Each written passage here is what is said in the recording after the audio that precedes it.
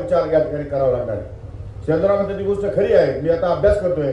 आताची कुठेतरी सरकार स्थापन झालंय, 15-20 दिवस झाले मला कृषी खातं मिळालं. ज्या दिवसापासून कृषी खातं मिळालंय त्या दिवसापासून सुद्धा प्रदर्शनच सुरू आहे. त्या दिवसापासून माझ्या मिटिंगच चालू आहे. अजून बसायला कार्यालय नाही, अजून कोणत्या अधिकाऱ्याला कुठला चार्ज आहे तेही माहिती नाही. महाराष्ट्रातून फोन येतात, कधी बुलढाण्यातून फोन येतात, कधी विदर्भातून फोन येतात.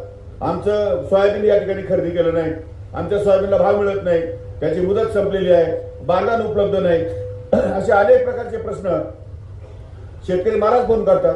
कारण बाईटवरती बऱ्याच वेळा बाईटवरती टीव्हीवरती मीच दिसतो. बागेच्या शेतकरीचं नेमकं शेवटी मी पर्यंत मंत्र्याला फोन केला की म्हटलं बाबा हे काय भानगड आहे सोयाबीन खरेदीचं, सगळे लोक मलाच विचारत आहे, ते खातं तुमच्याकडे आहे.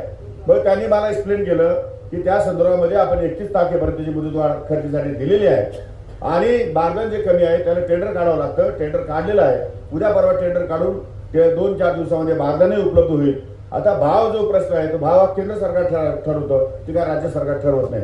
त्यामुळे ज्या भावाच्या बाबतीमध्ये मी केंद्रीय मंत्री बरोबर चव्हाण साहेबांच्या बरोबरही बोललेलो आहे. त्या संदर्भात चर्चा चालू आहे.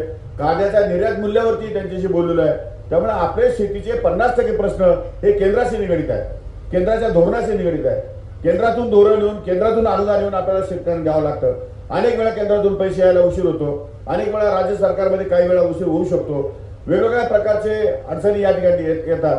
परंतु ही स्ट्रीमलाईन केलं पाहिजे, ऑनलाईन झालं पाहिजे सगळं आणि शेतकऱ्यांना क्लिकवरती सगळ्या सुविधा मिळायला पाहिजे. ज्याप्रमाणे केव्हीकेने ऍप तयार केलंय आणि त्यांना एखादा प्रश्न निर्माण झाला त्या शेतकरी जर त्या प्रश्नावर जर केलं तर दुसऱ्या मिनिटाला त्याला या ठिकाणी सोल्युशन मिळतं.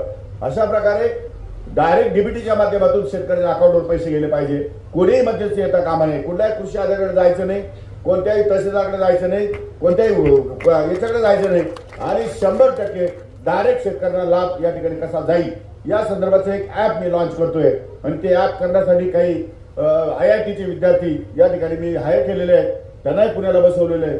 आपल्या कृषी क्षेत्रामध्ये अभ्यास पूर्ण जे लोक अधिकारी काम करतायत. एबीपी माझा, उघडा डोळे बघा नीट.